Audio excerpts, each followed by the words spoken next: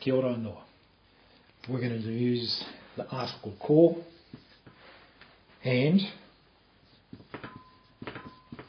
papa and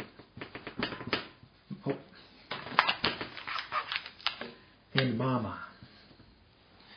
So if I'm introducing my papa, I'm talking about my father. And if I'm talking about my mama, obviously I'm talking about my mother. We use ko in front of people's names. So, if I was introducing my father, I would say ko haupeke tōku papa.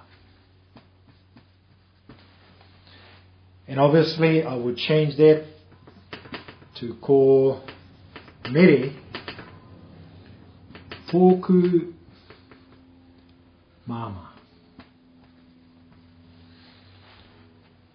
That's how easy that lesson can be. Kia ora.